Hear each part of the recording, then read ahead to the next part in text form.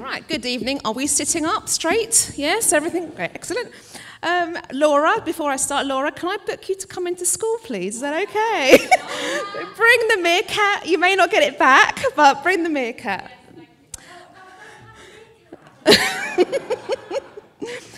Julie, thank you very much for the whole Hay team for inviting me back again. It's lovely to be here today. Slightly nervous. You're not my normal audience. You're not my normally assembly crowd, so a little bit nervous. But I'm here because I'm so excited and I'm scared about this theme and what I'm going to tell you about now. But when I asked my husband, because he's normally my husband, what do I talk about when I'm talking about wild ideas? What is it? He turned around and he said to me, well, it's hope. Hope is life. Epic, right? I was like, oh, gosh, you're not useful. My youngest daughter, Ana Maria, was there and she was washing up the dishes. She's like, well, I'll tell you what I hope for, Mum. I hope for more screen time one day. And one day, Dad, you are going to help me in the kitchen. You're going to unload the dishwasher. You're going to do the hoovering. It's always me. I'm at the back, clapping, so proud of my daughter, saying, you're amazing. Keep going, girl. Keep going. Keep arguing with your dad. That's what I want to have, like a powerful young lady. And then I turn around and say, so, you know, Ana Maria, when you grow up, what do you want to be? Mum? I'm going to be Prime Minister. Now, my daughter will be the Prime Minister. And at the back of my head, all I can hear is my mum saying, karma, karma. You were just as bad when you were younger.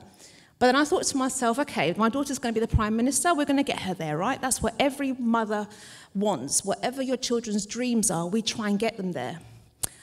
In my classroom in school, I teach many young people, and I think the role of an educator is to try and help your young people with get into their dreams.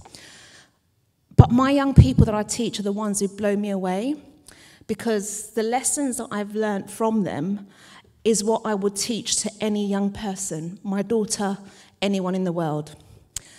So if I had to think about for my young children or any young person, what is it? What are the techniques? What is it that you need to achieve in life? I'll go to my classroom. And this is what I'd say to them. I'd say, lesson number 1, think like Sarah. Sarah is a young lady who is in my Year 11 art class. She's a refugee. She came from Syria 2 years ago. And her English is very, very, very little. But she is incredible. She's hungry. You can't give her enough work. She will work 24 hours for you. When I give her a piece of artwork to do, she will do it in less than 2 minutes. She's incredible. But she wants more. She's hungry for life. She comes back, Miss, okay? And I'm like, oh my God, it's amazing. Fantastic. Our communication is just by me going, yes, it's brilliant, well done, and showing her, and sometimes going to Google Translate and trying to suggest things which it then turns into Arabic and she understands. Sarah, I hope somebody realizes her real potential. Whatever her dreams are, they're not big enough. But my message and my lesson from Sarah is never give up. Be hungry. Be like a migrant. My second message, or my second word of advice to any young person, especially to Ana Maria, and she needs to listen to this, is to question like my student Nitin. Nitin is the young man in my class where when I say, Nitin, no, this is okay, you can stop now, this is good enough. No, miss, it's not. What else can I do to improve? What do I need to add? Miss, should I put some more tone here? Miss, what do I do? Miss, I don't like it. What should I do? And I'm like, Nitin, it's fine. For him, it's never fine, yet. And there's something there about him always being the prototype, or seeing that his work is like the prototype. So it's never always there. He always wants to question. He wants feedback. And having that reflectiveness, getting that feedback, is something that will make him even better. My second piece of advice is from my lovely Omar. Omar, I was his head of year centuries ago, and he's one of those boys whereby he would stress me out so much because every teacher would complain that he'd not done his coursework, his essay, he's not turned up to revision class. So, you know, Andrea, please, can you talk to Omar? I go to Omar, I go, Omar, look, I'm fed up. They're all hassling me because you're too lazy.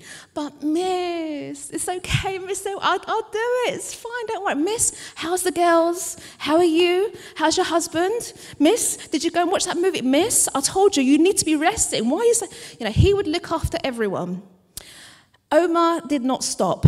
We shared the same birthday, 8th of December, if anybody wants to know, that's my birthday. He would text me, and it's 15 years since I've last taught Omar, but he still texts me every single birthday. Happy birthday, miss. I will always be miss to him, but happy birthday, miss. And he always checks in. He's a kind person.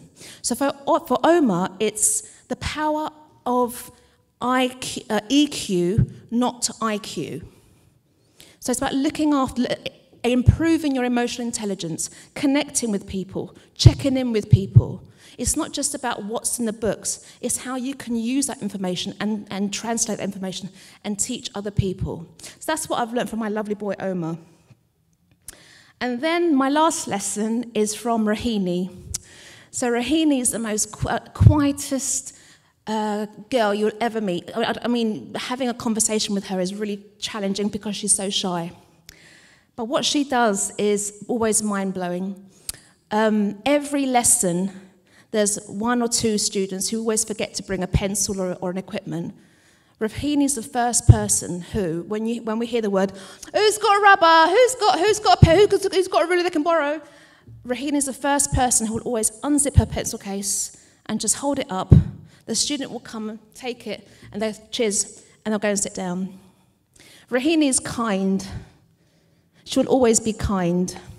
And there's not enough kindness, I think, in our world. So by teaching our young people those 4 things, be like Sarah, hungry, be like the migrant, wanting more, more, more.